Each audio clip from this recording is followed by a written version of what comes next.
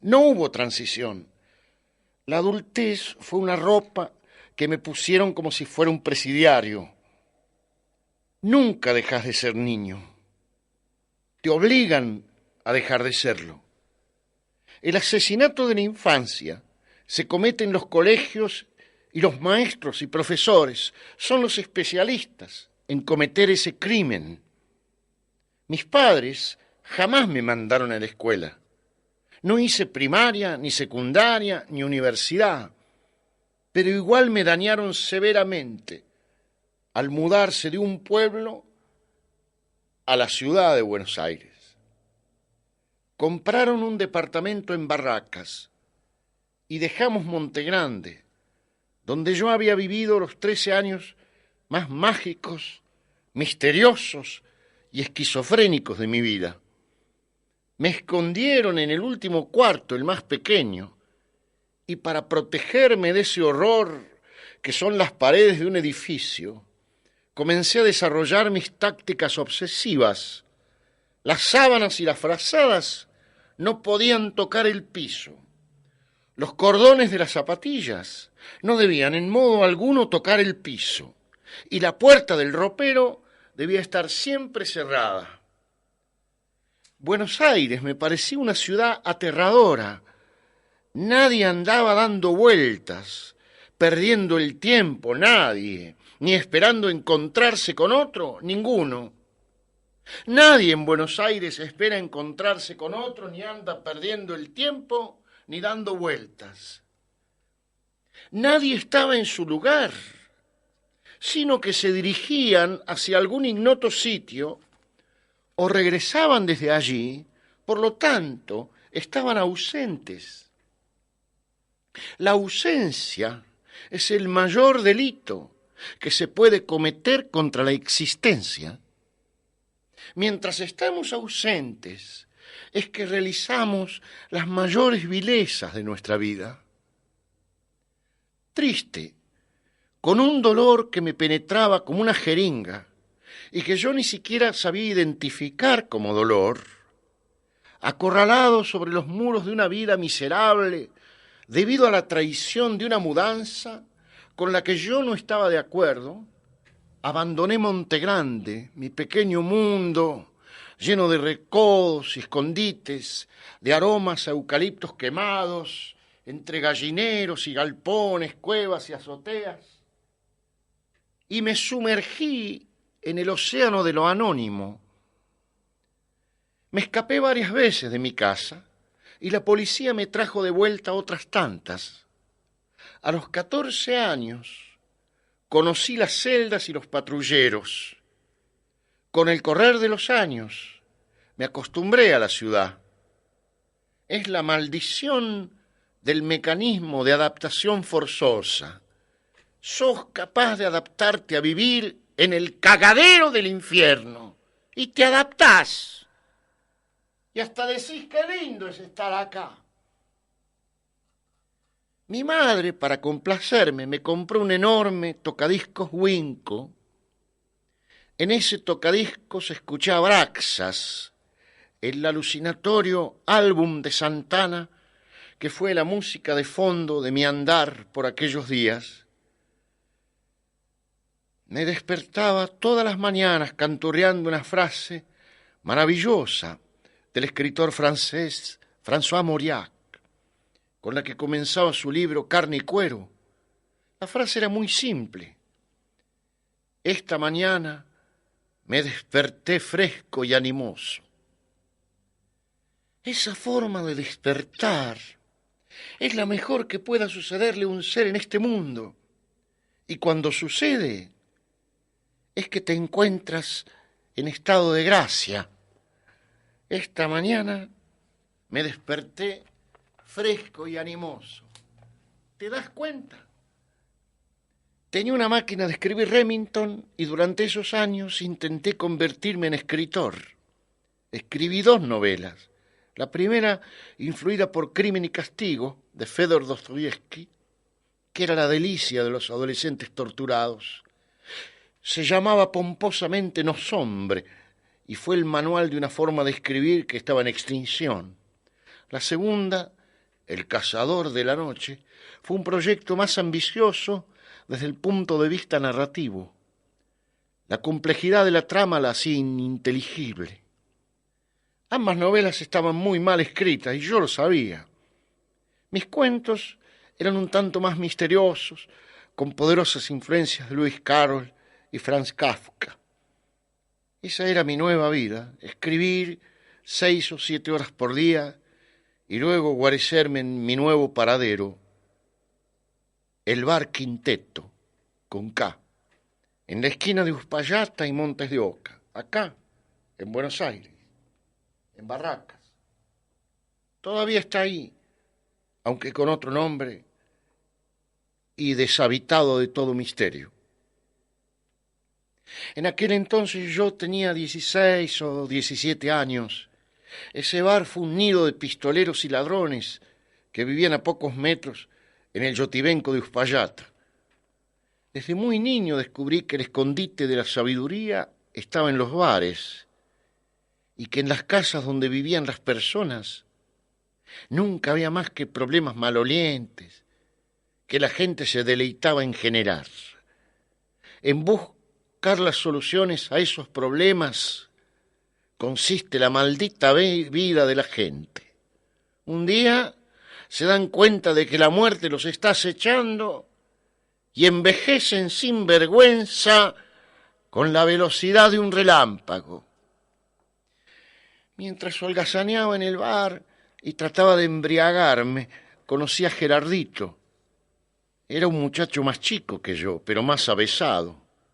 Un morocho muy atractivo, de ojos chispeantes, que estaba viviendo la transición hacia la adultez. Sus modales y la impostación de su voz eran las de un tipo grande y pesado, pero su risa y la mirada traviesa denunciaban al niño que intentaba enmascarar. Era un negrito y estaba noviando con una muchacha del barrio, pero le gustaban las raras hembras del centro que solían sentarse a mi mesa. Cuando le conté de mi insolvencia, enseguida me propuso trabajar vendiendo helados. Me explicó que él ya había empezado y que con un poco de astucia se ganaba para la diaria. Palito, bombón, helado. Palito, bombón, helado. Palito, bombón, helado. La sucursal de la distribución de los helados Sancor estaba ubicada al lado mismo del bar y la regenteaba un hombre con cara de malo y fama de bien pesado. Le decían Don Roque, y ese don tenía el significado de la antigua usanza. Había sido pistolero, ahora era capo. La idea me atrajo, pero tenía miedo de fracasar y ganarme un enemigo. Don Roque trataba muy mal a los malos vendedores, y cuando Gerardo me presentó, evidenció sin disimulos que yo no le parecía más que un pedazo blando de mierda, pero aceptó probarme. Diablo, tenía casi 17 años, y si no servía siquiera para vender helados, estaba perdido. Todas las mañanas había que salir en bicicleta con el uniforme blanco de Sancor y la heladera llena de palito y bombón, lo que más se vendía, y también las tacitas que los demás vendedores nunca conseguían vender por su precio elevado.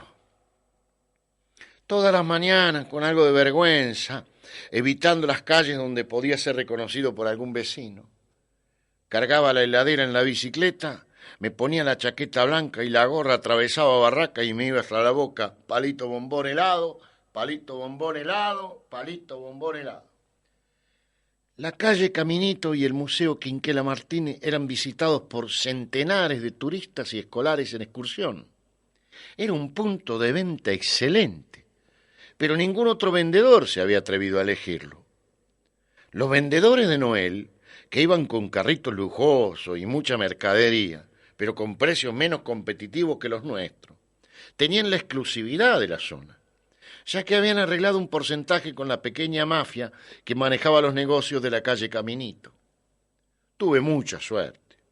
Durante 3 días pasé desapercibido casi invisible para los competidores de Noel. Yo vendía los helados sin mucho aspaviento, pero con elegancia. Y si la cara del cliente me daba permiso, le cobraba el doble. El tercer día me gané la lotería. En la primera hora de laburo vendí todo el cargamento, incluidos los vasitos. Y tuve que llamar de urgencia a don Roque para que me trajera otra heladera en su camioneta. Antes del mediodía vendí la segunda carga. Fue el récord nacional para un vendedor de helados Sancor. Se discutió durante varios días y nadie recordaba una venta tan grande realizada en tan corto tiempo. De inmediato me convertí en el rey de los heladeros. Esa noche don Roque, que adoraba el dinero más que a su propio hijo, me dio un sitio en su mesa del bar y me convertí en su protegido. ¿Te das cuenta? En el protegido de don Roque. Como todos los tipos malos y ambiciosos, don Roque podía conquistarte el corazón si se lo proponía. Cuando abrió las puertas de su rostro feroz y me sonrió, sentí como si fuera el auténtico padre que había estado buscando. Un hombre que le iba a dar un rumbo a mi destino. Y así fui conociendo la fauna del bar. El tipo más querido del bar Quinteto era un taxista al que llamaban Queso y Dulce. Había pasado un par de años en la cárcel y esa reclusión lo había convencido de retirarse del delito. Sin embargo, le gustaba la pelea, era un peleador callejero de gran prestigio. Era enorme, alto y fornido. Pero como contraste, tenía una cabeza muy pequeña y todas sus facciones se apretaban en ese rostro diminuto. Manejaba un taxi y lo suyo consistía en joderle el bolsillo a los turistas extranjeros o del interior que pescaba cerca de las estaciones. Cuando tomaba unos tragos de más, buscaba camorra. Nunca con los jeques del bar, siempre con paraguayos peligrosos o con cualquiera que le pareciera pesado. La conversación de Queso y Dulce, si se la escuchaba superficialmente, aparecía como sin relieve, sin fondo ni superficie. Después descubrí que, al igual que todos los habitantes de ese clan, era una forma de hablar en clave, un poco para probarte y otro poco para pasarte por arriba. Me hice muy amigo del viejo China. El viejo China tenía 75 años y se había jubilado de los hechos grandes. Nunca me cansaba de escuchar las historias delictivas de su juventud. Dudo mucho que haya historias más interesantes de ser escuchadas que aquellas que se refieren a asaltos, a bancos, tiroteo, fuga. A través de su voz escuché por primera vez la leyenda del gauchito Gil, una historia que sigo escuchando hasta hoy en boca de los periodistas e intelectuales más despreciables. El trabajo del viejo China, el único que le permitía la edad, consistía en transcurrir las mañanas en la estación Constitución, mezclado entre la chusma de turistas que partían o llegaban de Mar del Plata. Era muy hábil para la punga y robar los equipajes era un juego de niños para él. El grave problema del viejo China eran los policías ferroviarios, que también se ocultaban disfrazados entre la chusma para atrapar a tipos como él. Todas las tardes, cuando el viejo China demoraba su regreso, empezaban las apuestas sobre si había caído preso o no. El más cínico en ese juego de apuestas, era el tipo más elegante, al que llamaban Pototo, del que se comentaba que era puntero de los radicales y su especialidad consistía en sacar a todo el mundo de la comisaría a cambio siempre de algún favor. Agotado por la tensión, el viejo China siempre aparecía con maletas, a veces llenas de bombachas o vaqueros sin valor, y en ocasiones afortunadas con valiosos equipos de foto, trajes caros. La mejor mercadería se la disputaban sobriamente Pototo y don Roque. Pototo era un tipo que me resultaba difícil de tragar. Me indignaba su porte canchero, su capacidad de percibir la debilidad de cada persona y exponerla públicamente. Unas semanas después, sin embargo, me hizo un favor inolvidable. Mi amigo Gerardo tenía un compadre en Matías, también pendejo y también en busca de su destino, y ambos se dedicaban al choreo que estaba de moda en aquellos años, los pasacassette. A buen precio se los compraba la mafia de Caminito, regenteada por el dueño del local de artesanía de Caminito, que dominaba la calle. A veces los acompañaba yo para tratar de aprender, pero como veía la yuta en cada sombra, terminaron por echarme de sus rondas nocturnas. El hermano mayor de Matías era el Huevo, un muchacho grande, también pesado, pero de una gran nobleza. En la cárcel aprendí que señor se le dice a los asesinos, muchachos a los asaltantes y pendejos a los iniciados, mientras que jefe se le dice solo a los carceleros. El Huevo tenía un ojo que parecía estar durmiendo, pero que nunca sabía si también te miraba con ese ojo. Le decían Huevo porque ese ojo maltrecho tenía la mirada de un huevo duro. A mí me quería mucho el Huevo y en varias ocasiones me ayudó en varios enfrentamientos. Después yo lo traicioné vilmente. El Huevo era cuidadoso y se dedicaba a de todo un poco, y si bien no era su preferencia, si había que ir de caño, iba de caño. El consuelo de la muchachada era Marga, una prostituta joven, morena y sensual, de pechos grandes, generoso, trasero. No se acostaba con nadie del bar, Marga. Como muchas prostitutas, ella dividía el mundo entre clientes y amigos. Trabajaba en los bares de la Estación Constitución, donde tenía protección policial. Me falta mencionar al Gallego. Era el único que andaba siempre calzado. Recién salido de la cárcel, apareció repentinamente en el bar y su presencia cambió el clima.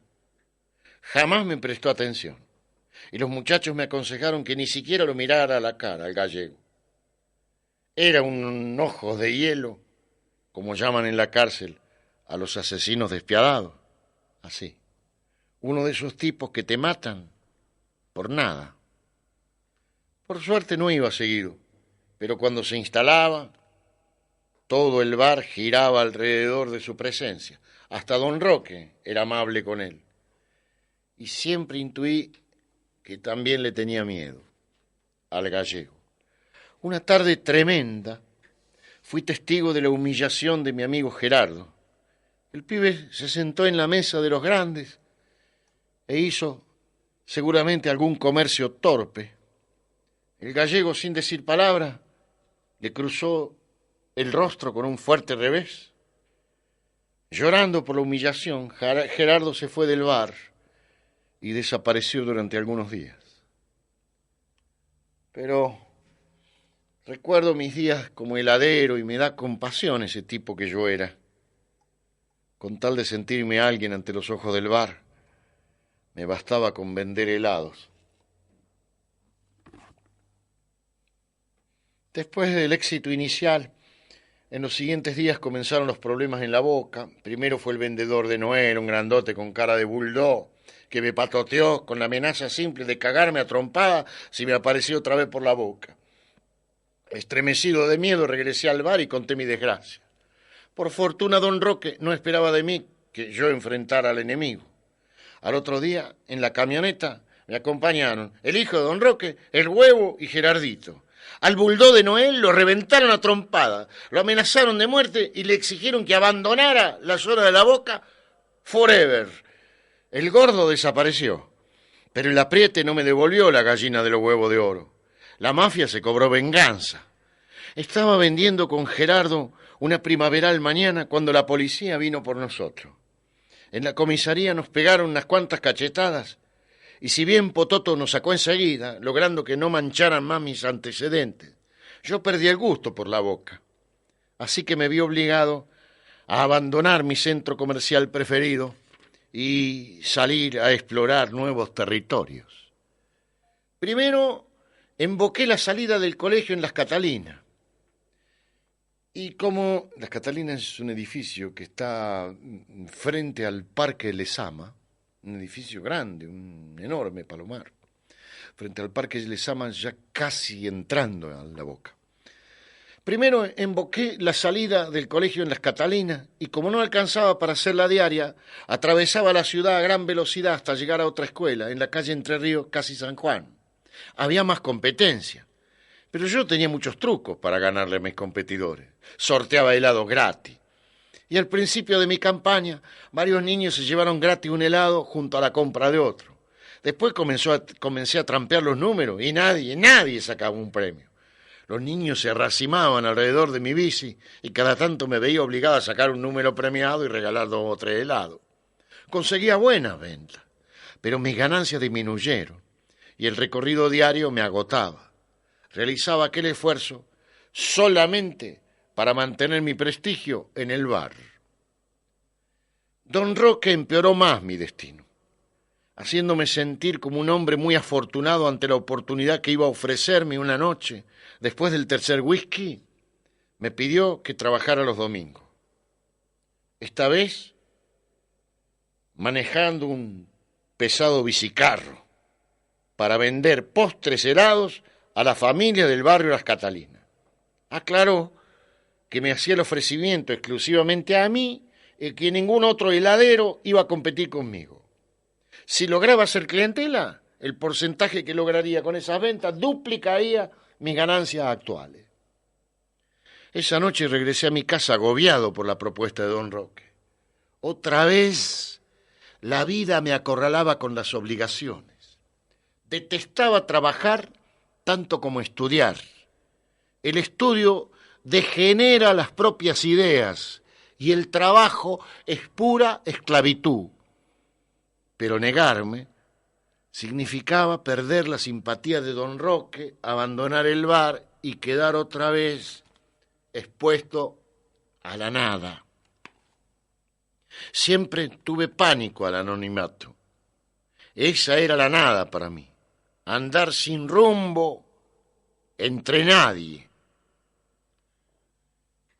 En esas noches sucedió un hecho que me unió un poco más a la pandilla de don Roque. Al quinteto concurrió una nutrida clientela de paraguayos que habitaban una pensión cercana. Formaban también un grupo cerrado que evitaba meterse en problemas con la mafia del bar, pero cuando se emborrachaban, perdían los modales. Eran tipos que no sabían lo que era el miedo, o si lo sabían, se reían del miedo. En el Chaco he visto a 4 paraguas, espalda contra espalda, peleando con una multitud. Esa noche 3 paraguas empezaron a hacerme bromas pesadas desde otra mesa, refiriéndose a la hermosa chica que estaba conmigo. Las bromas fueron subiendo de tono a medida que yo trataba inútilmente de hacerme el desentendido. Hice que mi compañera se sentara de espaldas a ellos y ese gesto aumentó la presión de las groserías verbales de los paraguas. El episodio fue percibido por Carlitos, el hijo de don Roque, que le fue a contar al viejo. Este apareció con una expresión feroz en su rostro y con un gesto de su dedo deslizándose lentamente por su garganta, acalló a los paraguayos. Un rato después, a unas cuadras de ahí, mis agresores recibieron una apretada y nunca más aparecieron por el bar El Quinteto. Entonado por aquella demostración de lealtad, ese domingo salí a vender los postres helados de don Roque. Si bien no fue una buena tarde, hice varios contactos y sobre todo me hice popular, ya que regalé porciones de postres a los vecinos para que conocieran nuestra mercadería. El objetivo principal era ganarme la simpatía de los porteros para que me dieran acceso a sus edificios. Así que traté de convencer a don Roque de hacer una inversión. La idea era regalar un postre a los porteros que me parecían apropiados. Pero don Roque era muy amarrete, no le quería regalar un postre a nada ni para hacer publicidad. Y se negó a regalar nada. Comenzaron las desgracias. El día de la primavera fue una jornada de terror. Hubo desmanes en toda la ciudad. Los heladeros que fueron a vender al Parque Pereira y La Ola fueron saqueados por las hordas de estudiantes. Y uno de ellos, en el tren colmado de pasajeros, fue testigo de una violación pública a 2 adolescentes. Yo me conformé con la calle Santa Fe, que era la avenida elegida por los estudiantes para producir todo tipo de quilombo. Se pelearon como en Beirut y mi carga fue saqueada. En esos días conocí a Marisa y me enamoré. Ya en el primer encuentro surgió el plan que iba a atravesarnos el destino. Eso es el amor. Un plan de ellos que los terceriza. En la picazón de la concha y de la pija, en el temblor de los besos y las caricias, se esconde inadvertida como una serpiente la convivencia futura. Es el único modelo que existe. Hacerlo igual que nuestros padres, repetir la tragedia que oscurece la luz del mundo. La seguridad es el principal enemigo del éxtasis. En cuanto el plan vamos a vivir juntos empieza, el amor se esfuma como un pedo en el aire de las conversaciones. El amor es una promesa milagrosa que jamás podrá cumplirse. Fue cuando suicidé mi oficio de heladero.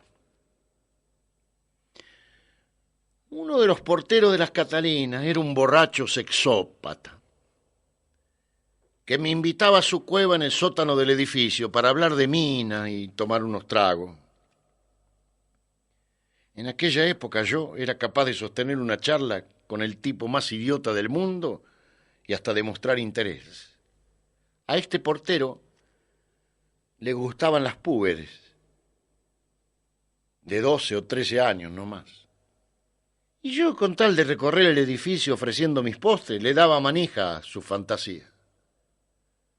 Luego de mi recorrido me metí en la portería y me quedaba ahí, bebiendo hasta el atardecer. En cierta ocasión el sujeto me dejó un largo rato solo en la portería mientras atendía distintos problemas del edificio. Desde niño fui un experto revisor. Era yo como un detective. Tenía un excelente olfato para encontrar la guarida secreta de la guita, la golosina, los objetos de valor. Apenas di un paseo por la cueva, enseguida encontré en una caja de madera malamente escondida en el ropero las copias de las llaves de todos los departamentos de la Catalina. Cada una de ellas llevaba una etiqueta que señalaba el número y la letra del departamento. Aquel hallazgo era muy valioso y no pude evitar comentárselo al huevo. Un hormigueo casi lujurioso nos recorrió a los dos. Don Roque, con cierta desilusión por mi actitud, porque aquel plan me sacaría definitivamente del negocio de los helados, aprobó mi idea. En su confusa y caótica ambición sin límites, don Roque todavía era incapaz de negarse un robo. El siguiente domingo me robé las llaves. Engañar al portero me daba mucha adrenalina. Yo era una imitación perfecta de su mejor amigo. Juntos espiábamos a una morochita tetona del segundo piso y yo lo ayudaba a babearse usando mi verborragia masturbatoria. En esos días Marga tuvo su crisis. Ciertos canas que la amparaban en la estación, Constitución, habían intentado hacerle un becerro, una violación masiva, y llegó al bar estremecida por el episodio. El ataque de los canas se truncó, pero igual debió soportar los excesos de un oficial. En cuanto tomó unos tragos nos contó su historia. una muy parecida a las que han sufrido casi todas las prostitutas. Cuando cumplió 12 años y fue de vacaciones a la casa de sus abuelos en Entre Ríos, el viejo la encerró en su cuarto y la violó. Le hizo el trabajo completo. Y Marga siempre tuvo la sospecha de que la abuela la había entregado. ¿Te das cuenta? Se hizo prostituta a los 17 años.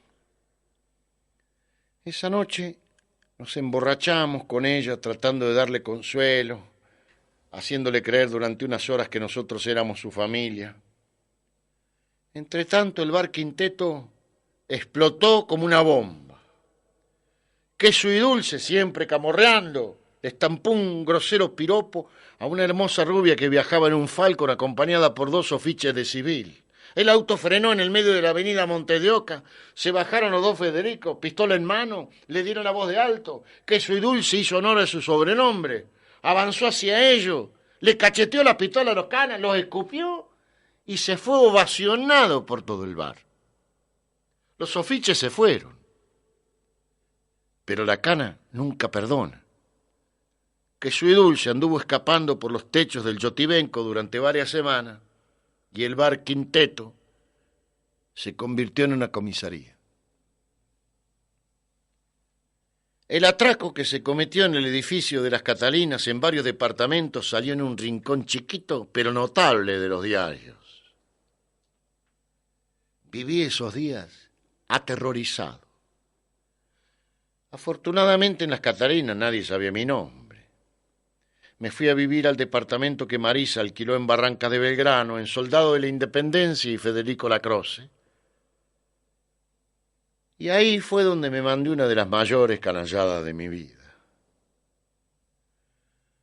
Sabía que el escondite del dinero robado estaba en una de las heladeras del bar. Y me lo llevé todo con la idea de desaparecer para siempre. A los pocos días, cuando el huevo comprendió mi traición, fue a apretar a mi padre. Le dijo simplemente: su hijo es boleta. Mi padre no tuvo la menor duda en lo que veía en los ojos del huevo, pidió un préstamo y de esa manera tan simple mis ex compadres recuperaron su dinero con la solemne promesa de no tocarme jamás un pelo. Cumplieron con su palabra. Un par de años después volví al bar y me senté por última vez con el huevo y el resto de la pandilla. Me hicieron notar de inmediato la repugnancia que mi presencia les producía. Pero ninguno de ellos ni siquiera me insultó.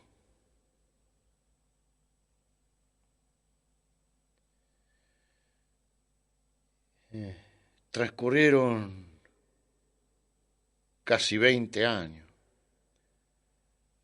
Yo ya era periodista reconocido cuando a subir un taxi me encontré con Gerardito manejándolo.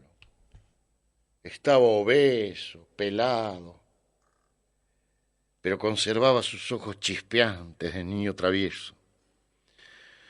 Fuimos a tomar un café y me fui enterando de la distinta suerte de aquella muchachada. El gallego fue asesinado por la cana en Lomas de Zamora. Estaba bajando del auto cuando lo balearon.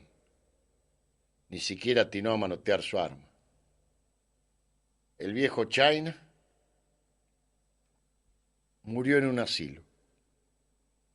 Marga abandonó el oficio, consiguió un laburo de mucama en una clínica privada y limpiando los tachos, se clavó una jeringa con HIV. No se murió. Vivía a cócteles y ahora era lesbiana. Don Roque murió de un infarto y su hijo vendió la concesionaria y puso una carnicería.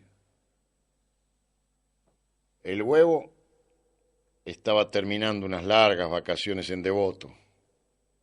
De queso y dulce, nadie sabía nada. Un día desapareció del Yotibenco con todos sus petates. Gerardo, casado y con 3 hijos, era tachero y ya no choreaba.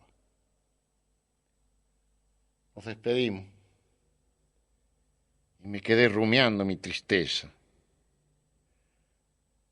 A los de mi raza siempre les iba mal. Una sombra siniestra nos acechaba para malograrnos, y pronto su garra me alcanzaría a mí.